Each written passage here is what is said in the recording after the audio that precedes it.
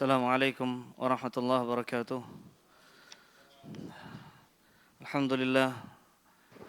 Alhamdulillahi rabbil alamin. Wa bihi nasta'inu ala umuri dunya waddin. Asyhadu an la ilaha illallah huwa waliyus salihin. Wa asyhadu anna Muhammadan abduhu wa rasuluh huwa khatamul anbiya wal mursalin. Nabiyuna sallallahu alaihi wa ala alihi wa ashabihi wa man tabi'ahum bi ihsanin ila yaumiddin, amma ba'd.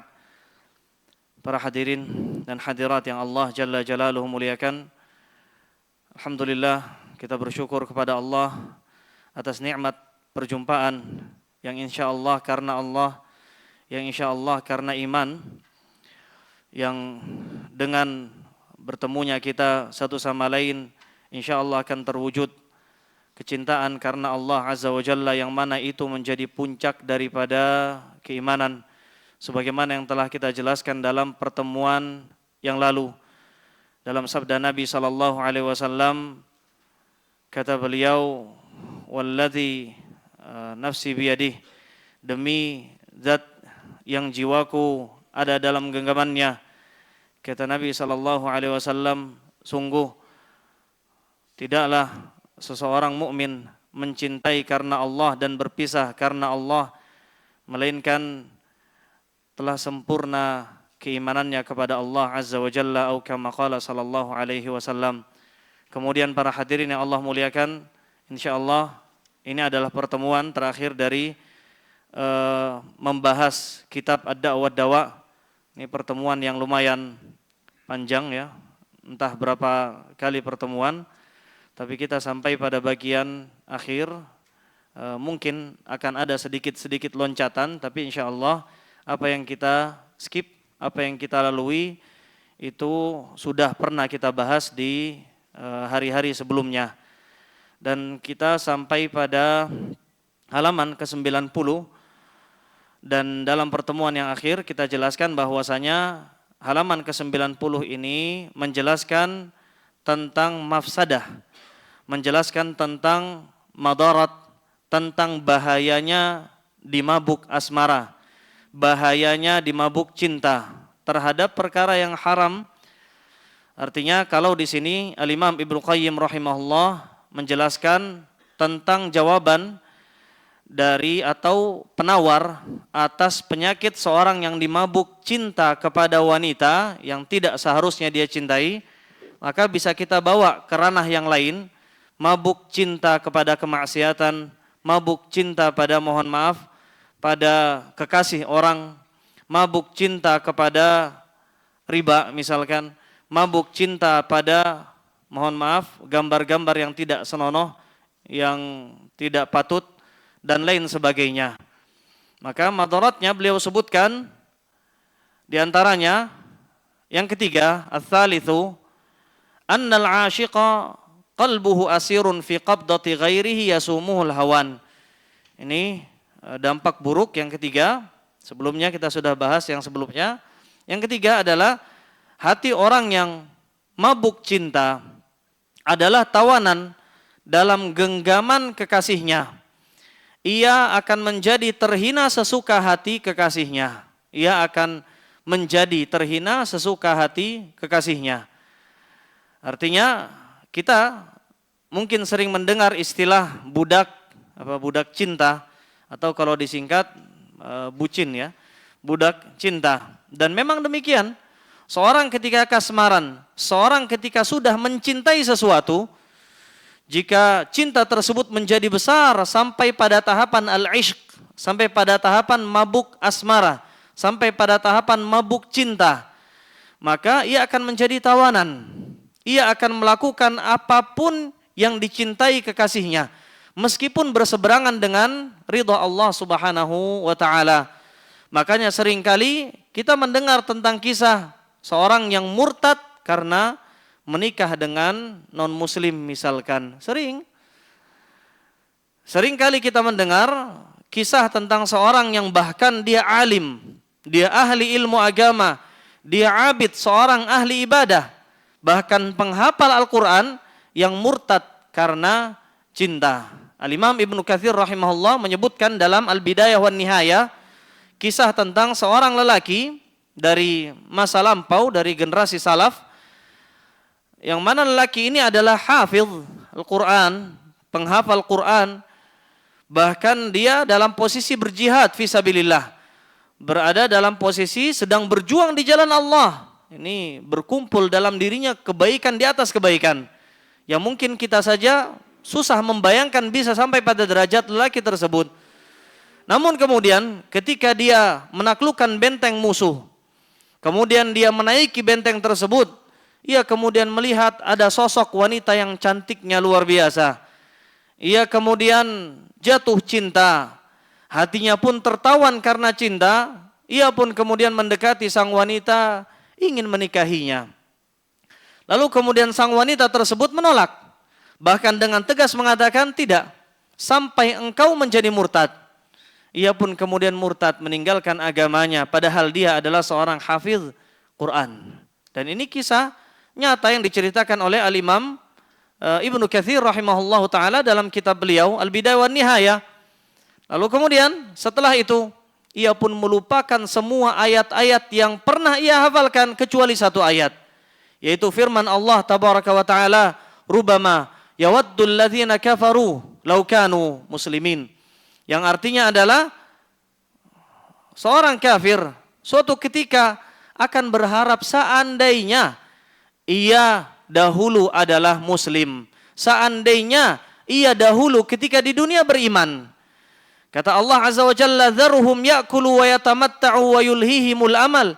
Biarkan mereka makan, biarkan orang kafir menikmati keindahan dunia, biarkan orang kafir diombang-ambingkan angan-angan palsu mereka. Fasaufa ya'lamun, sungguh suatu ketika nanti mereka akan mengetahui nasib buruk yang akan menimpa mereka. Hanya itu ayat yang ia hafal, tersisa satu ayat saja.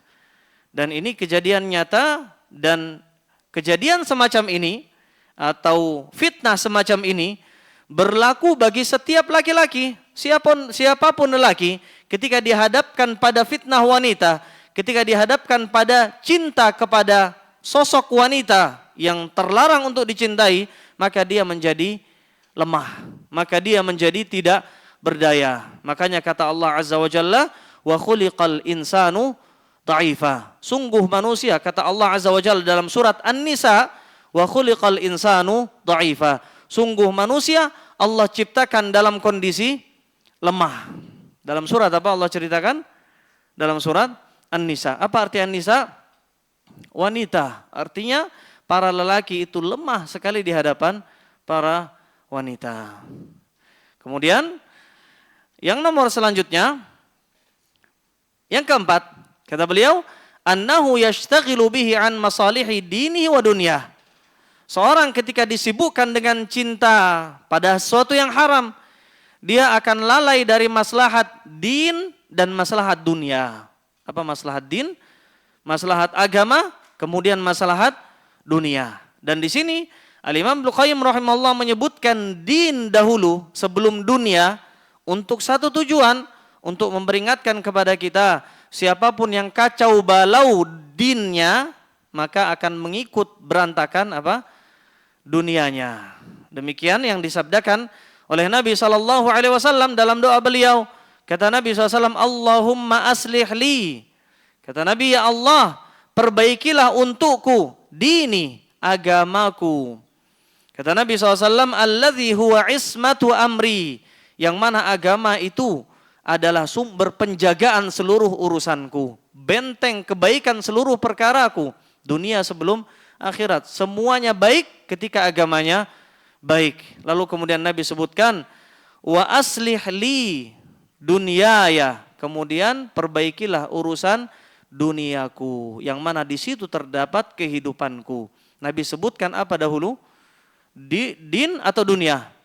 Din dahulu, lalu kemudian dunia. Menunjukkan kepada kita siapapun yang ingin baik dunianya, maka perbaiki dulu urusannya dengan Allah Subhanahu wa ta'ala. Maka orang yang dimabuk cinta kepada sesuatu yang haram akan rusak agamanya sebelum dunianya. Artinya ketika agamanya rusak, seluruh urusan dunianya pun akan berantakan. Lalu kemudian perkara yang kelima adalah, kata beliau, "Anna afatid dunya wal akhirah asra'u ila usyaqi suwar minan nari fi yabisil hatab." Kata beliau rahimahullah, segala musibah, bala, bencana, penyakit, malapetaka akan segera menimpa seorang yang dimabuk cinta karena sesuatu yang haram, bahkan lebih cepat datangnya dibandingkan dengan api yang menyambar kayu atau ranting-ranting yang kering. Kita paham ketika api dekat dengan ranting yang kering, maka akan segera api tersebut menyambar api yang kering, akan menyambar ranting yang kering. Akan tetapi malapetaka serta musibah yang menimpa seorang yang dimabuk cinta lebih cepat akan menimpa mereka daripada api yang menyambar kayu dan ranting yang kering. Apa sebabnya? Sebabnya dan tidak lain dan tidak bukan adalah ketika seorang mabuk cinta pada sesuatu yang haram, maka kondisi hatinya adalah kondisi hati manusia yang paling jauh dari Allah Subhanahu wa taala. Kondisi hatinya adalah kondisi hati yang paling jauh dari Allah Subhanahu wa taala. Dan ketika hati manusia, hati seseorang hamba jauh dari Allah Subhanahu wa taala, hati tersebut akan ditempati oleh musuh Allah. Ditempati siapa? Iblis, ditempati oleh setan. Dan kita maklum, kita paham bahwasanya setan ketika datang dia tidak datang sendirian.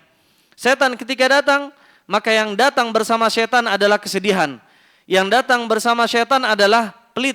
Yang datang bersama setan adalah kemarahan. Yang datang bersama setan adalah segala sifat-sifat buruk, segala malapetaka, kefakiran, musibah, bala dan lain sebagainya. Maka itulah sebabnya kenapa hati seorang yang dimabuk cinta pada sesuatu yang haram lebih cepat binasa daripada api yang menyambar kayu kering. Lebih cepat sekali. Apa sebabnya? Karena hati mereka menjauh dari Allah Subhanahu wa taala. Lalu kemudian yang keenam, kata beliau, annahu idza tamakkana minal qalbi, apabila mabuk cinta sudah menguasai hati, menetap dalam hati, istahkama menguasainya, wa qawiya sultanahu, semakin membesar, semakin menguasainya, semakin merajai hati seorang.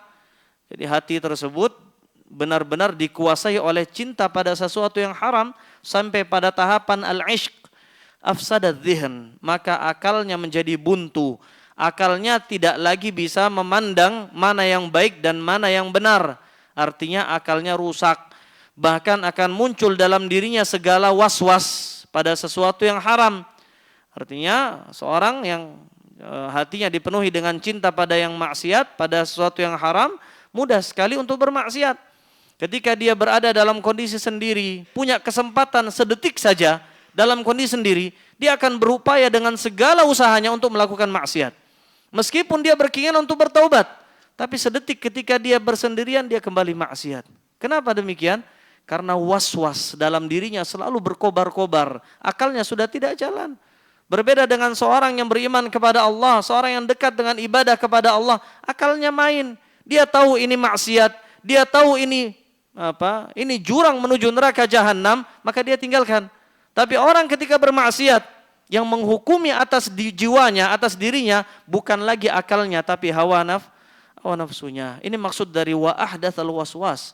Akan muncul dalam jiwanya segala bentuk was-was dari syaitan. Wa rubbama alhaqa sahibuhu bil majanin. Dan boleh jadi dia menjadi orang gila.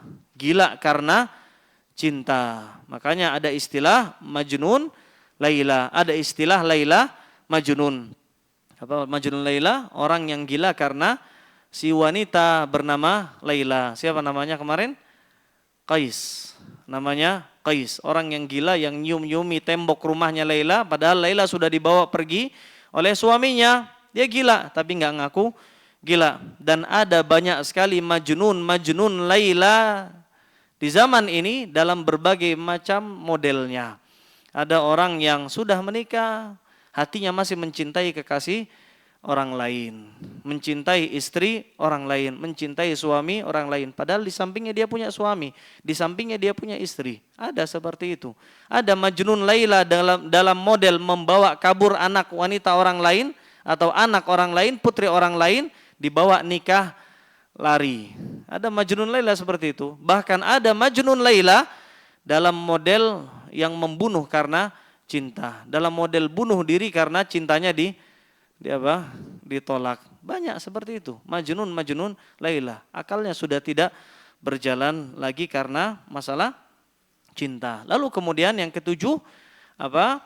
Annahu rubbama afsadal hawas, akan merusak panca indranya, akan merusak pandangan matanya, akan merusak penglihatannya dan akan merusak pendengarannya. Dia menjadi buta, tidak bisa melihat kebaikan dan keburukan, telinganya pun menjadi tuli. Dinasehati banyak orang pun dia tidak mau dengar karena cinta, karena buta cinta. Dia tidak bisa lagi melihat mana yang baik, dia tidak bisa lagi membedakan mana yang benar. Semua yang ingin ia lihat dan dengar adalah apa yang disampaikan oleh kekasihnya. Semua yang dia dengar dari kasihnya adalah cinta dan keindahan. Meskipun mungkin mohon maaf kentut. Mungkin itu kentut tapi dia pandang itu keindahan. Dia rindu, mohon maaf, kentut kekasihnya. Dan ini terjadi. Makanya ada istilah dalam bahasa Arab, ada perkataan seorang penyair, hubbuka syai' yu'mi wa yusim. Hubbuka syai'a yu'mi wa yusim. Cintamu kepada suatu akan membuatmu tuli, akan membuatmu buta. Tidak bisa mendengar, tidak bisa melihat. Semua yang dia lihat dari kasihnya adalah indah. Semua yang dia dengar dari kasihnya adalah cinta dan keindahan. Dan bisa kita bayangkan kalau seandainya cinta ini, buta seperti ini, kita berikan sepenuhnya untuk siapa? Allah subhanahu wa ta'ala. Sepenuhnya untuk Allah azza wa jalla. Mata kita, telinga kita buta hanya untuk Allah subhanahu wa ta'ala. Buta dari kenikmatan dunia, buta dari kelezatan yang fana dunia demi mencari ridha Allah subhanahu wa ta'ala. Maka kita akan mendapatkan kenikmatan yang luar biasa di dunia sebelum di akhirat. Dan inilah yang dilakukan oleh Nabi SAW. Ketika beliau salat, maka yang beliau lihat adalah bagaimana caranya menggapai cinta Allah satu-satunya. Bahkan suatu ketika beliau diberikan pakaian yang indah, pakaian bergaris-garis, berwarna-warni. Beliau diberikan pakaian baru, ini pakaian baru diberikan kepada beliau. Lalu kemudian beliau salat dengan menggunakan pakaian tersebut. Beliau tidak bisa fokus dalam salatnya. Beliau SAW tidak bisa khusyuk di dalam salatnya. Kenapa? Karena garis-garis itu yang mengganggu. Padahal cuma garis, tidak ada gambar, tidak ada wajah orang, tidak ada merek-merek pakaian, tidak ada sama sekali. Cuman garis-garis, beliau nggak bisa khusyuk. Akhirnya setelah sholat, beliau kemudian memberikan pakaian ini untuk ditukar dengan ambijaniyah. Ambijaniyah itu seperti pakaian yang polos. Mungkin bahasa kita seperti baju kaos oblong lah, kaos murahan. Nabi tukar dengan pakaian yang sederhana demi menyingkirkan segala gangguan dari mencari ridha Allah dari kekasihnya, yaitu Allah subhanahu wa ta'ala. Adapun kita baru punya pakaian mahal, satu pakaian mahal saja dengan merek yang terkenal misalkan, kita pandangi itu merek bahkan dalam sholat. Anak-anak santri itu ketika pakai pakaian bagus, mereka pakai sarung rapi luar biasa, sarungnya dirapikan berkali-kali dalam sholatnya. Yang kalau dalam mazhab Syafi'i sholatnya sudah batal. Dalam mazhab Syafi'i 3 kali gerakan saja itu sudah membatalkan sholat. Makanya ini menjadi fitnah. Bahkan pakaian pun bisa menyibukkan kita dalam sholat kita. Maka seandainya cinta kita kepada Allah Azza wa Jalla membutakan kita dari semua selain Allah, itu luar biasa. Setiap kali kita mengumandangkan takbir dalam sholat, Allahu Akbar, semakin besar Allah dalam jiwa kita.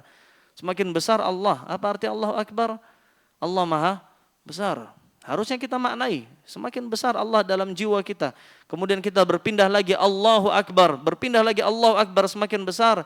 Sampai selesai salat kita mencapai pada cinta kita kepada Allah subhanahu wa ta'ala.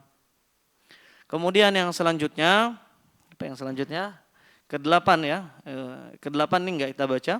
Intinya di akhir, halaman paragraf paling akhir, baris paling akhir di halaman itu, kata beliau, wal ishku, intinya adalah kesimpulannya adalah al-ishku, mabuk asmara, kasmaran, mabuk cinta pada hal yang haram, pada hal yang terlarang, mabadi'uhu sahlatun wa hulwah.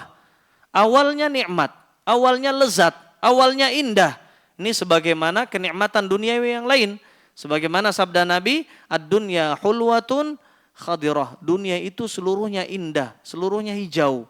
Indah dipandang, lezat rasanya. Itu dunia, itu kenikmatan yang menipu. Demikian pula maksiat. Awalnya indah, awalnya nikmat, luar biasa. awalnya itu seperti gambar kebahagiaan. Tapi ingat, kata beliau, wa awsatuhu hammun wa syughlu qalbin wa saqam.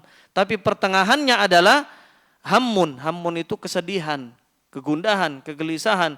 Wa syughlu qalbin wa saqam. Kesibukan hati pada perkara yang tidak manfaat. Wa saqam, dan rasa sakit.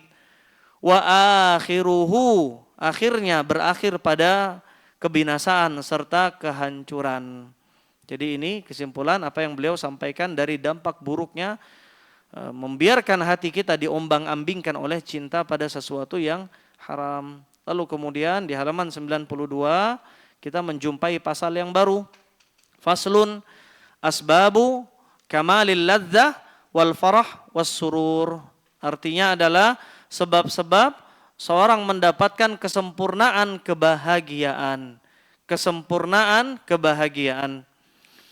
Kata beliau, wahahuna amrun azimun. Dalam pasal ini disebutkan tentang perkara yang dahsyat, perkara yang besar, yang agung. Yajibu 'alal labibi al-i'tina'u bihi, yang wajib bagi seorang yang memiliki akal. Labib itu orang yang berakal. Al-lubbu itu akal.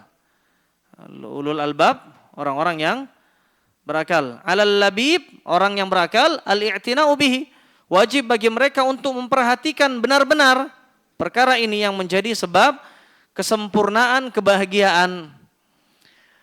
Yaitu dua perkara. Ahaduhuma, yang pertama adalah kamalu mahabbatihi. Kamalu mahabbatihi. Yang pertama adalah kesempurnaan sosok yang kita cintai. Kesempurnaan sosok yang kita cintai. Sempurna keindahannya. Wa annahu aula bi itharil mahabbah min kulli ma siwah. Kata beliau, cinta yang menjadikan kita mendahulukannya lebih dari apapun. Yang pertama, kata beliau, adalah sempurnanya sosok yang kita cintai. Artinya objek yang kita cinta itu harus sesuatu yang sempurna. Tidak ada tandingannya. Sehingga mencintainya adalah perjuangan yang worth it. Perjuangan yang layak ya. Perjuangan yang sepadan. Yang kedua, kata beliau, nanti kita akan jelaskan. Yang kedua adalah kamalu mahabbatihi. Kesempurnaan perjuangan dalam mencapai cinta terhadapnya. Yang pertama, objek. Yang kedua, tentang perjuangan kita dalam mendapatkan objek tersebut. Kamalu mahabbatihi, kesempurnaan dalam mencintainya. Wastifraghul wus'i fi hubbihi, dan totalitas dalam berjuang dalam mencapai cinta tersebut. Wa itharu qurbihi wal wusuli ilaihi bi kulli syai', dan menjadikan cinta kepadanya adalah prioritas dalam kehidupan lebih dari apapun. Singkatnya, yang pertama adalah objek yang kita cintai, yang kedua adalah upaya dalam mencapai apa yang kita cintai. Penjelasannya bagaimana? Kata beliau, atau singkatnya kita bisa katakan, pada poin yang pertama, Al-Imam Ibnu Al-Qayyim rahimahullah ingin mengingatkan kita, ingin menyadarkan kepada para pelaku maksiat, ingin menyadarkan kepada kaum muslimin seluruhnya, bahwa setiap orang ketika di dalam hidupnya, setiap orang pasti berusaha meraih kebahagiaan, pasti berupaya untuk mencapai puncak kebahagiaan dengan upayanya mendapatkan apa yang dia cintai. Setiap orang punya apa yang dia cintai. Dengan meraih apa yang dia cintai, ia akan mendapatkan kebahagiaan. Namun, yang dicintai manusia itu bermacam-macam. Yang dicintai manusia itu beragam. Ada hal yang tidak layak untuk diperjuangkan. Ada hal yang remeh-temeh. Namun dicintai oleh banyak orang. Tidak layak diperjuangkan. Bahkan tidak layak untuk dicintai. Dan ada hal yang memang layak untuk dicintai dan diperjuangkan.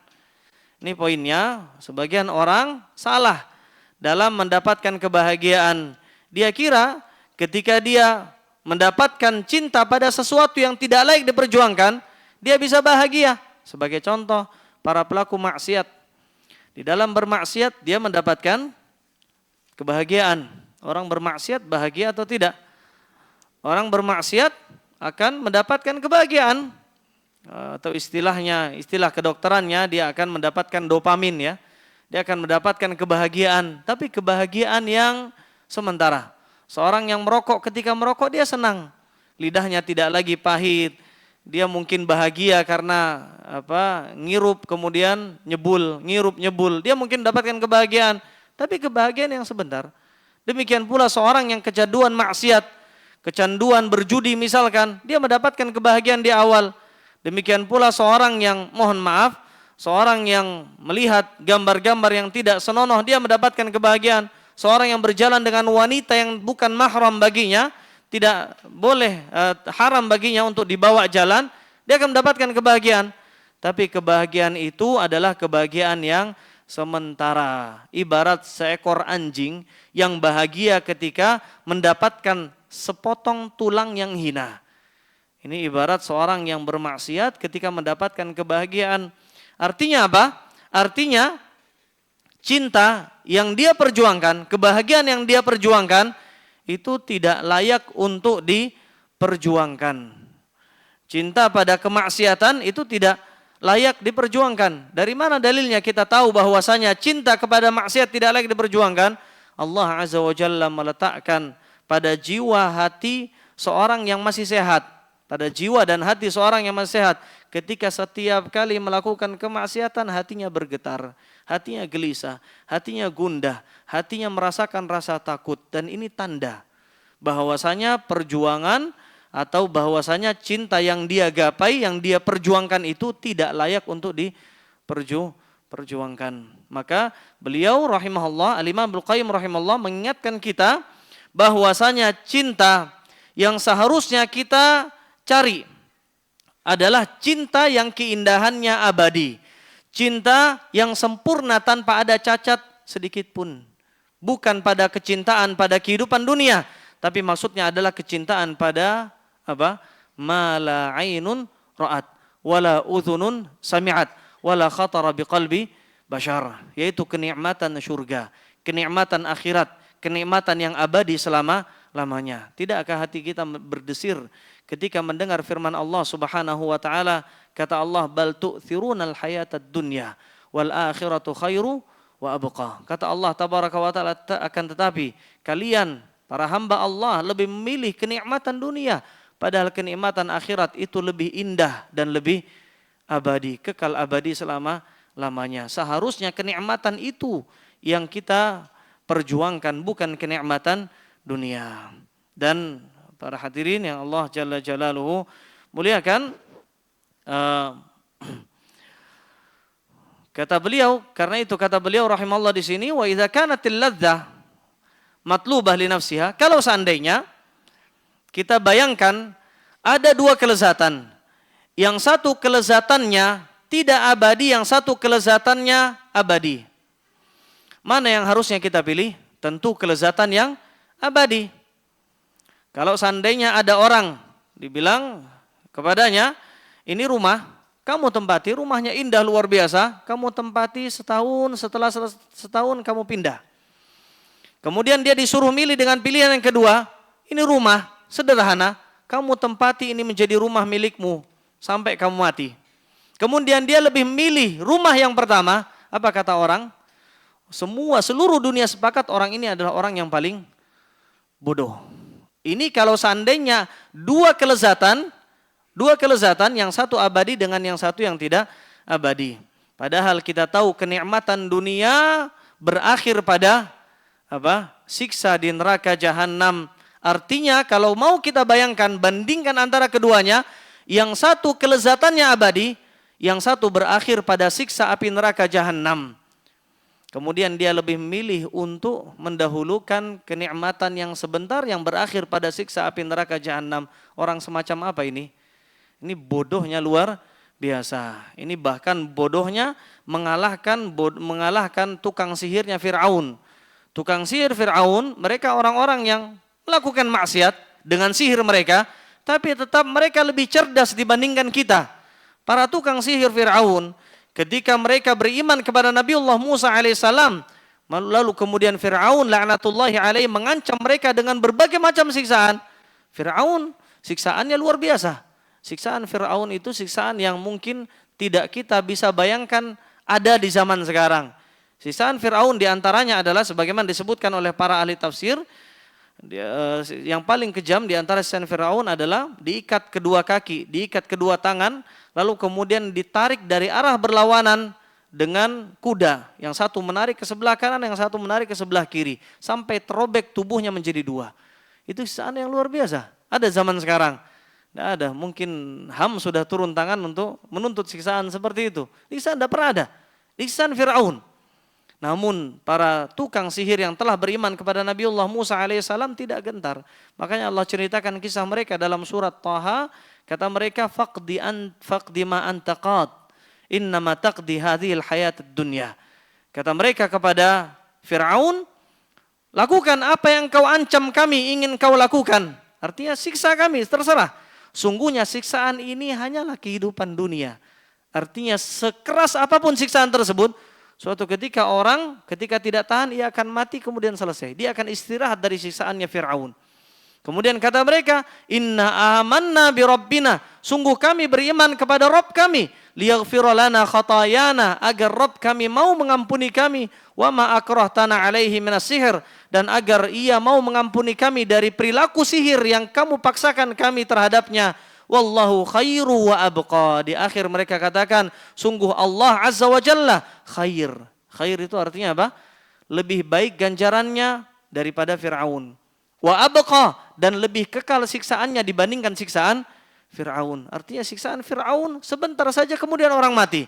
Istirahat dari siksaannya. Adapun siksaan Allah Azza wa Jalla lebih kekal dan lebih abadi. Adapun kita tidak lebih pintar daripada tukang sihirnya Fir'aun dengan lebih memilih bahagian yang sedikit dari kenikmatan dunia dibandingkan dengan kenikmatan Allah yang kekal abadi, yaitu kenikmatan surga. Maka kemudian mereka pun disiksa dengan siksaan yang berat oleh Fir'aun sampai kemudian mereka wafat dalam kondisi syahid di jalan Allah Subhanahu wa taala. Makanya kata Abdullah bin Abbas, asbahu sahara wa amsau syuhada. Mereka di pagi hari mereka menjadi musuh Allah, mereka menjadi tukang sihir Fir'aun. Mereka tukang sihir, mereka musuh Allah, musuhnya Nabi Allah, Nabi Musa alaihissalam. Tapi ketika di sore hari, di petang hari, mereka menjadi para syuhada, hamba-hamba kekasih Allah Azza wa Jalla. Ini disebutkan dalam tafsir Ibnu Katsir rahimahullahu ta'ala. Lalu kemudian ini poin yang pertama. Artinya yang harus kita perjuangkan, sosok yang kita cintai itu, yang kita perjuangkan untuk mendapatkan kebahagiaan di balik mencintainya, itu haruslah sosok yang sempurna. Apa yang seharusnya kita perjuangkan? Dunia atau akhirat? Akhirat. Apa yang harusnya kita perjuangkan? Cinta kepada kemaksiatan atau cinta kepada zat Allah yang maha sempurna?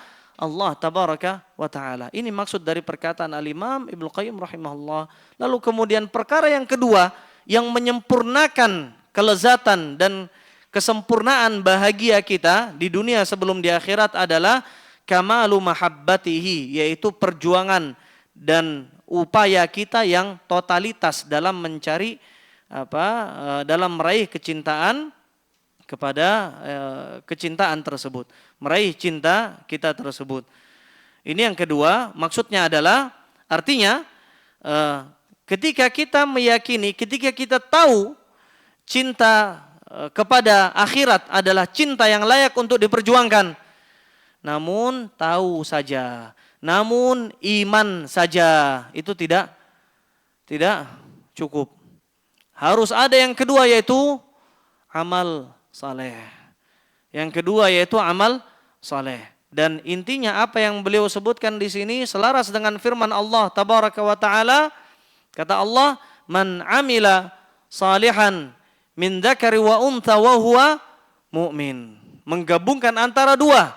Yang pertama iman, kita meyakini bahwasanya surga adalah sesuatu yang layak untuk diperjuangkan, iman. Kita yakini dengan keyakinan yang sempurna. Kita berjuang untuk mendapatkan surga, kita berjuang untuk mendapatkan cinta Allah Azza wa Jalla. Lalu kemudian iman saja tidak cukup tanpa adanya amal saleh. Kata Allah, siapapun yang beramal, laki-laki, perempuan, dalam kondisi dia beriman, amal, iman, amal. Tidaklah Allah sebutkan dalam Al-Quran iman kecuali Allah iringi dengan amal. Wa huwa mu'min, dalam kondisi dia beriman. Falanuhyiyannahu hayatan thayyibah. Maka kami akan janjikan kepadanya, kata Allah, la di sini apa? Lamu taukid ya. Kalau dalam bahasa Arab ada huruf-huruf yang digunakan sebagai negasi, penegasan sesuatu. Tujuannya apa? Agar kita tidak ragu. Sebagian kita mungkin ragu terhadap janji Allah Azza wa Jalla. Allah menjanjikan siapapun yang beriman dan beramal saleh. Sebagian kita mungkin ragu. Apa mungkin kita mendapatkan kehidupan yang baik hanya bermodal iman dan amal saleh? Bagaimana kalau dia miskin? Bagaimana kalau dia baru dipecat? Bagaimana kalau dia tidak ada kerjaannya? Mungkin gak bahagia. Bagian kita, mayoritas kita ragu. Bayangan kita, harta itu membawa kebahagiaan, bukan iman dan amal saleh. Makanya Allah kasih penegasan di sini, kata Allah apa? Siapapun yang beramal dan dia beriman, maka kata Allah fala nuhyiyanna. Kata Allah, maka sungguh, kalau kita artikan secara tekstual, maka sungguh benar-benar kami pasti akan memberikan kepadanya kehidupan yang thayyibah. Apa arti thayyibah? Thayyib, apa thayyib? Indah, damai, bahagia. Ini di dunia. Wala najziyannahum ajrahum bi ahsani ma kanu ya'malun. Di akhirat, apakah selesai kebahagiaan di dunia saja?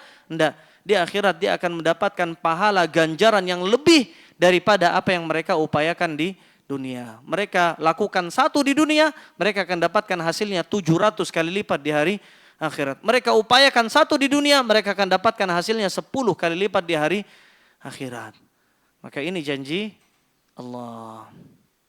Yakin? Kata Allah, wal haqqa aqul. Yang dikatakan oleh Allah semuanya adalah kebenaran. Tabaraka wa ta'ala. Ini 1 menit lagi azan. 1 menit lagi.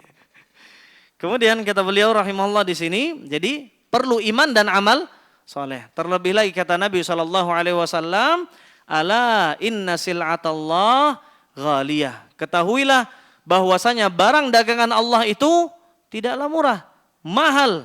Apa barang dagangan Allah? Barang dagangan Allah itu surga. Tidak bisa hanya orang sekedar dia sehat, dia kuat, dia mampu hadir di majelis ilmu, dia nonton YouTube di rumahnya. Tidak bisa. Seorang punya kemampuan untuk amar ma'ruf nahi mungkar, dia tidak mau dan dia lebih memilih untuk mengingkari dengan hatinya. Dia lebih memilih untuk hidup damai-damai saja, tidak mau mengambil resiko. Tidak bisa seorang mendapatkan surga hanya dengan seperti itu. Tidak bisa seorang dapat surga dengan angan-angan mimpi di siang bolong, enggak mungkin. Sil'atallah ghaliyah. Barang dagangan Allah mahal, barang dagangan Allah yang dimaksud adalah surganya Allah tabaraka wa ta'ala. Azan dulu, betul mungkin. Nah, kita lanjutkan maknanya kesempurnaan kebahagiaan, atau kita ulangi, maksud dari penyampaian beliau di sini adalah kesempurnaan kebahagiaan. Seseorang tidak akan mungkin mendapatkan kebahagiaan yang sempurna kecuali dengan iman dan amal saleh, kecuali dengan mencari cinta yang sempurna keindahannya, yaitu mencintai kehidupan akhirat, mencintai surga. Dan itu poin yang pertama. Lalu kemudian tidak akan sempurna dia mendapatkan kebahagiaannya setelah iman, kecuali dengan sempurna pula upayanya dalam beramal saleh. Sempurna pula upayanya dalam beramal saleh. Sempurna pula perjuangannya dalam mengupayakan amal saleh. Kemudian beliau rahimahullah di sini menyebutkan bahwasanya kebahagiaan akhirat mengingatkan kita bahwasanya kebahagiaan yang sempurna, kelezatan yang sempurna, cinta yang sempurna adalah mencintai kehidupan akhirat.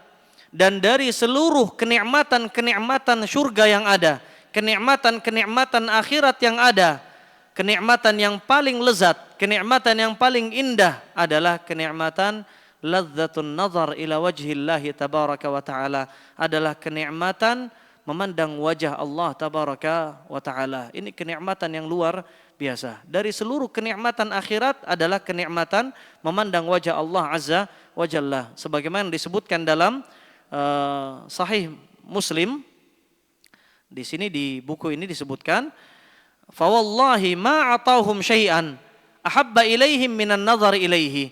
Demi Allah, tidaklah para penduduk surga mereka diberikan sesuatu kenikmatan yang lebih mereka senangi, yang lebih mereka nikmati kelezatannya dibandingkan dengan kenikmatan memandang kepada wajahnya Allah tabaraka wa taala.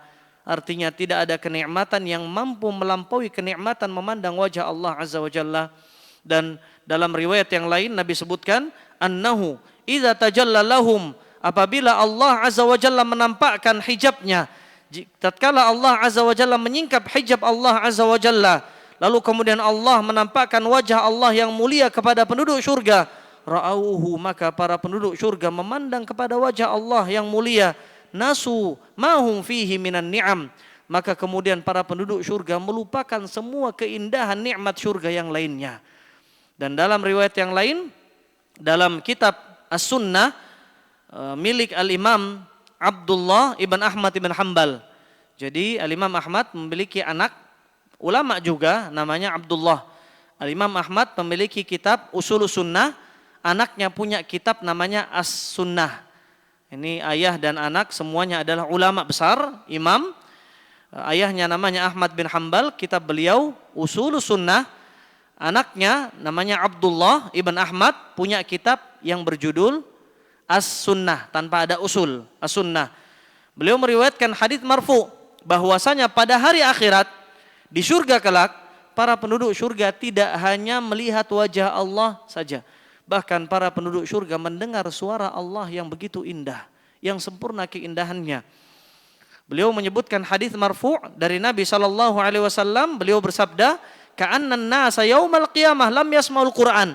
Pada hari kiamat, manusia seluruhnya seakan-akan tidak pernah mendengarkan Al-Quran. Seakan-akan mereka belum pernah mendengarkan Al-Quran. Idza sami'uhu minar rahman, yaitu tatkala mereka mendengar Al-Quran tersebut dari Ar-Rahman, yaitu dari Allah Azza wa Jalla, faka'annahum lam yasma'uhu qabla dzalik, seakan-akan mereka belum pernah mendengar suara yang paling indah yang pernah mereka dengar selain bacaan Allah Azza wa Jalla. Jadi ini nikmat yang paling indah, nikmat yang paling nikmat di surga adalah memandang kepada wajah Allah Azza wa Jalla. Dan beliau kemudian mengingatkan bahwasanya cara mencapainya, kata beliau di baris akhir, paragraf akhir, fa'adhamul asbab, kata beliau, dan cara yang paling tepat untuk mendapatkan kelezatan memandang wajah Allah di akhirat, cara paling ampuh dalam mendapatkan kelezatan yang paling lezat dalam kehidupan akhirat adalah dengan mengupayakan kelezatan yang paling lezat dalam kehidupan dunia. Kelezatan ibadah yang paling lezat, apa itu? Yaitu kelezatan mengenal Allah Subhanahu wa taala dan kelezatan memandang kepada Allah Azza wa Jalla. Kita paham bahwasanya tingkat ibadah yang paling tinggi apa itu? Adalah ihsan. Apa ihsan? Ihsan itu adalah beribadah kepada Allah seakan-akan kita melihat Allah Azza wa Jalla. Maka seakan-akan beliau di sini menyebutkan siapapun yang berhasil meraih derajat ihsan, siapapun yang berhasil memandang kepada wajah Allah Azza wa Jalla di dunia, maka niscaya dia akan mampu memandang wajah Allah di hari akhirat kelak, di surga kelak. Artinya jaminannya dia surga. Jaminannya di surga dia akan mendapat kesempatan untuk melihat wajah Allah tabaraka wa ta'ala. Bagaimana cara kita mendapatkan ihsan? Bagaimana kita memandang wajah Allah di dunia? Memandang wajah Allah di dunia beragam. Memandang wajah Allah di dunia adalah dengan melihat penciptaan Allah di langit dan di bumi. Tidaklah kita memandang kepada langit, memandang kepada ciptaan Allah, nikmat-nikmat yang Allah ciptakan ada di hadapan kita dalam bentuk makhluk-makhluk Allah di bumi. Melainkan kita mengatakan Rabbana ma khalaqta hadza batilan subhanak faqina adzabannar. Sebagaimana dilakukan oleh Nabi SAW tatkala beliau bangun di sepertiga malam yang akhir, lalu kemudian beliau salat malam, kemudian beliau keluar sejenak memandang ke arah langit, lalu kemudian beliau mengagumi ciptaan Allah yang indah. Beliau pun seakan-akan melihat Allah dalam ciptaannya tersebut.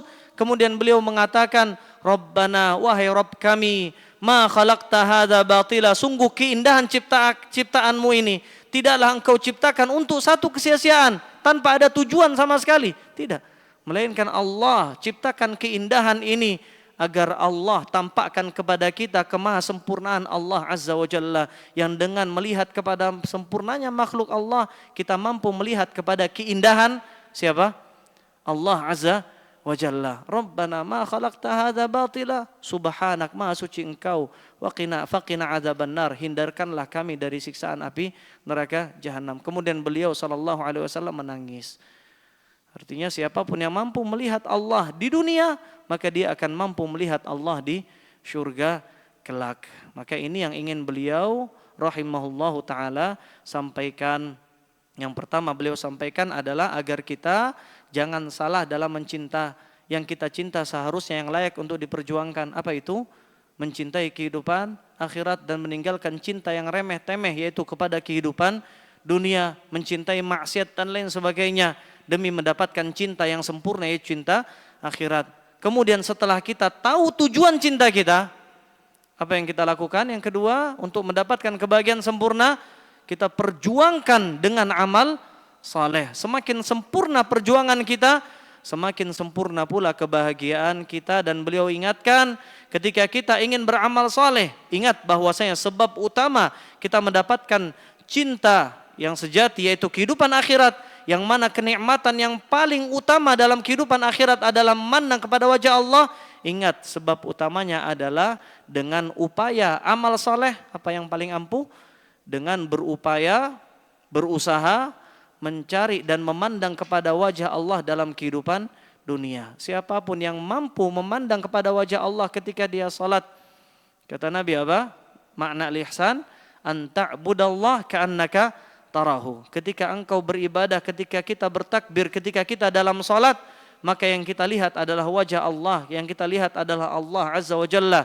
Maka siapapun yang mendapatkan derajat ihsan, dia akan mendapatkan kenikmatan memandang kepada wajah Allah di hari akhirat, yaitu di surga kelak. Allahumma inna nas'aluka ladzatan nazar ila wajhikal karim wa syauqa ila liqa'ik. Ya Allah, sungguh kami semua mohon kepadamu agar diberikan kesempatan untuk memandang kepada wajahmu yang mulia ya Allah di hari akhirat kelak, dan kami mohon kepadamu kerinduan perjumpaan kepadamu ya Allah. Amin ya rabbal alamin. Jadi ini inti dari pembahasan, dan ini akhir dari pembahasan kita dari kitab Ad-Da'wah Dawa. Sebenarnya ada pasal lain tentang mahabbatuz zaujah, mencintai istri, dan ini penjelasan beliau bahwasanya ada cinta-cinta yang mubah boleh dilakukan, diantaranya cinta kepada istri. Ini tambahan, sudah kita jelaskan sebelumnya. Allahu alam, ini akhir, masih ada 3 menit. Ini akhir yang dari kitab Ad-Da'wah Dawa. Terakhir kita ingin sampaikan bahwasanya di antara cara agar kita terus bisa mendapatkan karamah istiqamah, di antara cara agar kita terus bisa mendapatkan nikmat istiqamah, bisa terus di atas keimanan, terus di atas tauhid, terus di atas sunnah Nabi SAW adalah terus menerus belajar tanpa ampun, tanpa kenal lelah dalam berbagai macam kondisi.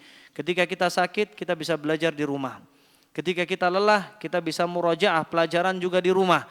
Ketika kita futur, kita cari teman-teman yang baik yang mengingatkan kita untuk terus menerus belajar. Dan kita mengingatkan kita akan hal ini adalah hadis Nabi SAW, bahwasanya beliau bersabda, sungguhnya Allah Subhanahu wa taala memiliki malaikat-malaikat yang mereka mencari majelis-majelis ilmu, mencari majelis-majelis yang di situ disebutkan nama-nama Allah, di situ disanjung nama Allah, di situ disanjung kalam Allah Azza wa Jalla. Maka tatkala salah satu di antara para malaikat tersebut menemukan majelis zikir, tatkala salah satu di antara para malaikat menemukan majelis ilmu, maka mereka akan menyeru kawan-kawannya dan mengatakan, halummu ila hajatikum, marilah kemari, inilah tujuan yang ingin kalian cari. Maka mereka kemudian duduk berombongan, duduk bersama-sama di majelis-majelis ilmu. Lalu kemudian mereka kembali kepada Allah melaporkan hasil temuan mereka. Allah kemudian bertanya kepada para malaikat, bagaimana keadaan para hambaku? Maka para malaikat mengatakan, ya Allah, mereka sedang memujimu, mereka sibuk menyebut namamu. Maka kemudian Allah Azza wa Jalla bertanya kepada para malaikat, sedangkan Allah Azza wa Jalla adalah yang maha mengetahui segalanya, Apakah mereka mampu melihatku? Maka kata para malaikat, sungguh kalla wa rabb, sungguh mereka tidak mampu melihatmu ya Allah. Maka Allah kemudian mengatakan kepada para malaikatnya, lalu bagaimana mereka ketika mereka mampu melihatku? Kata para malaikat, sungguh mereka akan lebih fokus lagi dalam beribadah. Mereka akan sungguh lebih berjuang lagi dalam beribadah, memuja dan memujimu ya Allah. Lalu kemudian Allah bertanya kepada mereka, apa yang mereka minta? Kemudian malaikat mengatakan kepada Allah Azza wa Jalla, mereka mohon syurgamu. Allah kemudian bertanya balik kepada para malaikat, apakah mereka pernah melihat syurgaku? Lalu kemudian malaikat mengatakan kepada Allah, la ya Rabbi, mereka tidak pernah melihat syurgamu ya Allah. Maka kemudian Allah mengatakan kepada mereka, bagaimana kalau seandainya mereka pernah melihat syurgaku? Kata para malaikat, sungguh mereka akan lebih serius lagi, lebih tamak lagi dalam memohon syurgamu. Kemudian Allah bertanya lagi kepada mereka, apa yang mereka mintakan kepadaku perlindungan darinya? Kemudian para malaikat mengatakan, mereka memohon perlindungan dari nerakamu ya Allah. Lalu kemudian Allah berkata kepada para malaikat, apakah mereka pernah melihat nerakaku? Maka kemudian para malaikat mengatakan, sungguh mereka belum pernah melihat nerakamu ya Allah. Maka Allah berkata kepada malaikat, lalu bagaimana keadaan mereka ketika mereka sudah pernah melihat nerakaku? Kata malaikat, sungguh mereka akan lebih takut, mereka akan lebih bersemangat untuk memohon perlindungan kepadamu darinya, dari neraka. Artinya Allah Azza wa Jalla pun takjub atas apa yang kita upayakan di majelis-majelis ilmu. Lalu kemudian Allah Azza wa Jalla mengatakan kepada malaikatnya, unshidukum anni qad ghafartu lakum. Kata Allah tabaraka wa taala, saksikanlah bahwasanya aku telah mengampuni dosa-dosa mereka. Ini yang kita katakan sebagai sebab istiqamah. Kita banyak dosa, tapi barangkali ketika kita mengupayakan, sekalipun kita lelah habis bekerja, sekalipun kita mengantuk, sekalipun kita futur, kita upayakan untuk tetap hadir di majelis ilmu. Barangkali ini menjadi sebab Allah Azza wa Jalla mengampuni dosa kita. Lalu kemudian malaikat mengatakan kepada Allah, ya Allah, fa inna fihim, di antara mereka ada orang-orang yang tujuannya bukan untuk hadir majelis ilmu, tujuannya nyari teman, tujuannya nyari HP yang ketinggalan, tujuannya hanya sekedar nongkrong, tujuannya melepas lelah dan lain sebagainya, tujuannya untuk ngadem, nyari AC misalkan. Maka kemudian kata Allah Azza wa Jalla, hum julasa la yashqa bihim jalisuhum. Mereka adalah orang-orang yang sama sekali tidak pernah merugi berteman dengan orang-orang saleh.